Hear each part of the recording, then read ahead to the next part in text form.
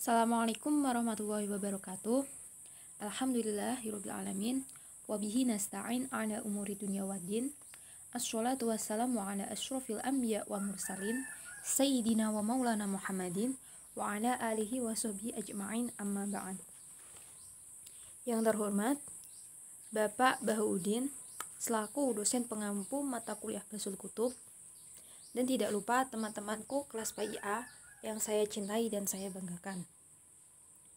Alhamdulillah, pada pagi hari ini kita bisa melaksanakan mata kuliah Basul Kutub walaupun kita tidak bisa bertatap muka secara langsung dan hanya menggunakan media online saja. Di sini izinkan saya kelompok 7 mempresentasikan hasil penelitian saya tentang sebuah hadis yang berkenaan dengan urgensi ilmu dan ulama yang dikutip dari hadis Bukhari nomor 98. Saya sebelumnya mohon maaf karena tidak mencantumkan judulnya yang bertuliskan hadis Bukhari nomor 98. Langsung saja saya akan menjelaskan tentang kritik sanad, kritik eidetis yang terdiri dari kajian linguistik, kajian tematis komprehensif, kajian konfirmatif, analisis realitas historis, analisis generalisasi, dan kritik praktisnya. Bisa dibaca di Bukhari nomor 98. Maaf sebelumnya karena aplikasinya tidak mendukung, maka tidak terlihat hadisnya, dan langsung saja ke artinya ya, yaitu telah menceritakan kepada kami Ismail bin Abu Uwais berkata, telah menceritakan kepada Malik dari Syam bin Urwah dari bapaknya dari Abdullah bin Amr bin Ash berkata, aku mendengar Rasulullah SAW bersabda, sungguhnya Allah tidaklah mencabut ilmu sekaligus mencabutnya dari hamba, akan tetapi Allah mencabut ilmu dengan cara mewafatkan para ulama, hingga bila sudah tidak tersisa ulama, maka manusia akan mengangkat pemimpin dari kalangan orang-orang bodoh. Ketika mereka ditanya mereka berfatwa tanpa ilmu, mereka sesat dan menyesatkan. Berkata Al-Firabri telah menceritakan kepada kami Al-Abbas berkata, telah menceritakan kepada kami Qutaibah, telah menceritakan kepada kami Jarir dari Islam seperti ini juga. Langsung saja kritik sanadnya. Jika dilihat dari urutan sanad dan hadis tersebut, yakni yang dari awal itu dari Abdullah bin Amr bin As, lalu disabdakan kepada Urwah bin Az-Zubair bin Awam, lalu ke Hisham bin Urwah bin Az-Zubair bin Al-Awam, lalu ke Malik bin Anas bin Malik bin Abi Amir, dan yang terakhir dari kepada Ismail bin Abdullah bin Uwais. Langsung saja kritik eidetis yang terdiri kajian linguistik. Kajian linguistik di sini saya tidak mengambil dari balagonya, saya hanya mengambil dari perkata-perkata dan menerangkannya. Seperti yang saya perlihatkan, yaitu ada kata la yabidul ilma yang artinya Allah tidak mencabut ilmu, maksudnya adalah tidak melenyapkan dari dunia. Intiza'an berasal dari kata al-nazi atau intaza'a yang artinya mencabut. Dalam bahasa Arab, kata intiza masdar yang semakna dengan kata yaqubidu, status i'rabnya menjadi maf'ul mutlak. Ya, selanjutnya yabidul ulama dengan tercabutnya ulama, yakni wafatnya ulama. Lam yubaqi tidak tersisa, yakni meninggal semua. Ru'usan jamak dari kata ro'isin yang artinya kepala, dan pada salah satu riwayat ru'usan jamak dari ro'isin yang artinya pemimpin. Selanjutnya yaitu kajian tematis komprehensif. Kajian ini berkaitan dengan mempertimbangkan teks-teks hadis lain yang memiliki tema yang serupa, baik dari segi lafaz dan makna. Berikut ini adalah hadis yang hampir sama dengan hadis Bukhari nomor 98, yaitu ada Sahih Bukhari 6763 dan seterusnya. Dan di sini saya mencontohkan salah satu yang tidak terlalu banyak, yaitu Sunan Ibnu Majah nomor 2084. Bisa dibaca sendiri, dan hadisnya itu hampir sama dengan hadis Bukhari nomor 98. Selanjutnya yaitu kajian konfirmatif. Kajian ini berfungsi untuk mengkonfirmasikan makna hadis dengan petunjuk-petunjuk Al-Quran. Dalam hal ini berkaitan dengan hadis Bukhari nomor 98 yang saya teliti, Saya mencoba mengkonfirmasikan hadis tersebut dengan ayat Al-Quran, Quran Surah Al-Mujadilah ayat 11 dan Surah Fatir ayat 28, yaitu sebagai berikut yang bisa dibaca sendiri. Yang pertama, Quran Surah Al-Mujadilah ayat 11 itu berkaitan dengan pentingnya ilmu. Pentingnya ilmu yang di sini isinya itu Allah akan meninggikan orang-orang yang beriman di antaramu dan orang-orang yang diberi ilmu pengetahuan berapa derajat. Maksudnya di sini itu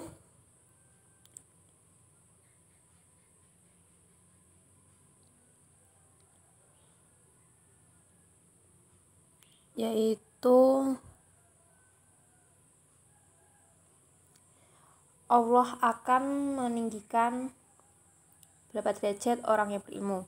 Dan untuk surah Fatir ayat 28 itu berkaitan dengan para ulama.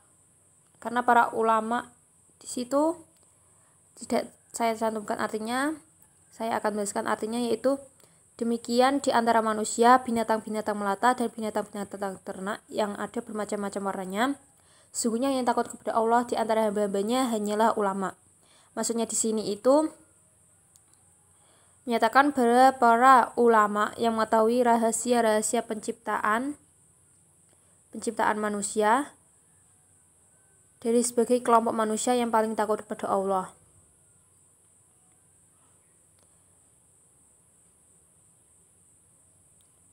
Selanjutnya, analisis realitas historis. Analisis realitas historis di sini saya menjelaskan asbabul wurud dari hadis Bukhari nomor 98.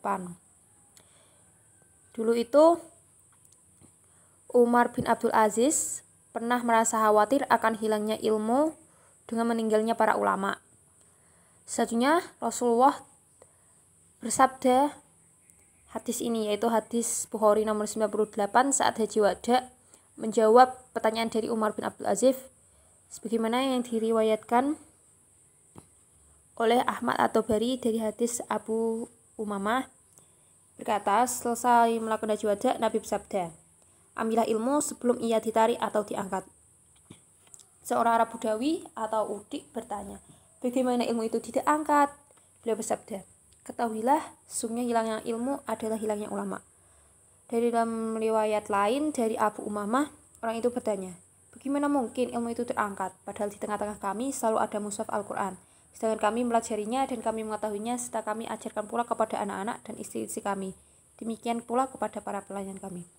Rasulullah mengangkat kepalanya dan bersabda, inilah Yahudi dan Nasrani di kalangan mereka ada mushaf, tapi mereka tidak melajarinya. Tatkala para nabi datang kepada mereka, mereka berkata, hadis masyhur dari riwayat Hisam dan dalam riwayat lain bunyi, sehingga tidak ada lagi hidup seorang alim pun. Selanjutnya, analisis generalisasi. Pada hadis ini, Rasulullah menceritakan tentang krisis ilmu dan ulama, yang merupakan tanda dekatnya kiamat.